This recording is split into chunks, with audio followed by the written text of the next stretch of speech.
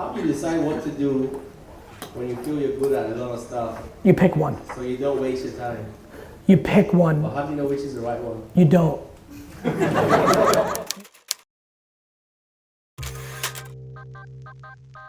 How do you deal with the unknown? Like when it comes By recognizing I have no choice.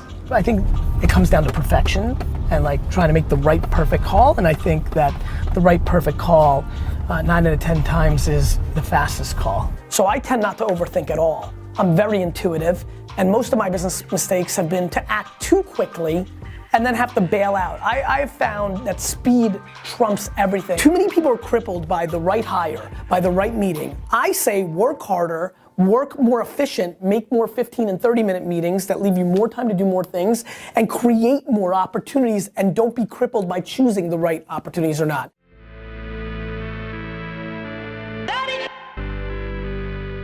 I believe one of the most fascinating excuses in life is that I'm so good at so many things that I don't know which one to pick. So many of you are not taking action because you overthink it. You overthink it. You overthink it. I think the thing that bothers me is that people are crippled by their options and then actually aren't doing anything in parallel. They're lollygagging while they decide. If you're so good at so many things, you'll pick one, you'll be good at that, and you can do a bunch of things. I'm doing a bunch of things.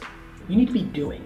Right, you need to be executing. So if there's 3 to 4 tangible things going on in your mind, you need to make sure your internships, your free time, you know, whatever you can do to let you taste them and get context around them is what really matters. I always say deploy your resources that you can afford to lose. A lot of you don't have the dollars. I used to not have the dollars, but I had my time.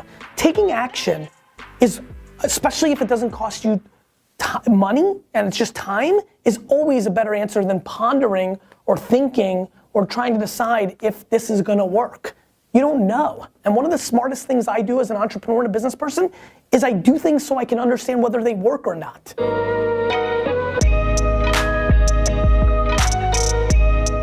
There was never a day in my life where I didn't have something that I called the 80% of what I do. That's right. What I think you need to figure out is you've got to create at least one burger. I've got 4, right? You need to have 1. You can go and have side dishes, and if your meat, if your steak is perfect, you'll always be able to absorb the losses because they're smaller losses. I think a lot of people just eat the potato or the pickle or the onion or the, like I have the burger, Wine Library, VaynerMedia, my personal brand, investing, those are my burgers. Because what the burger does is allows you to create the wealth creation or the financial stability that allows you to go flirt. And then when something over here becomes bigger, you can turn that into the main part, and that could become the steak.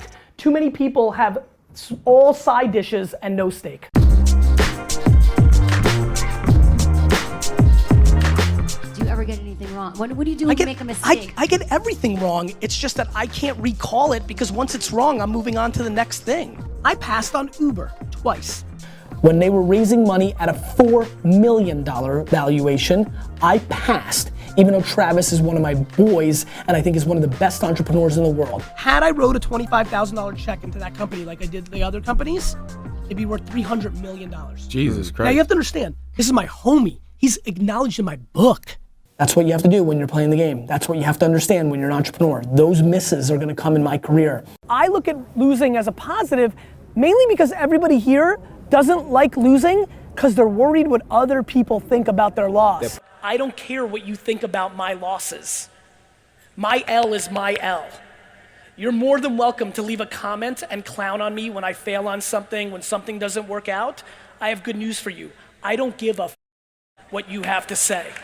I swear on my kids' health, I'm obsessed with losing. I love losing. I love losing because I know exactly what you're thinking about my loss, and I can't wait to stick it in your face when I come back.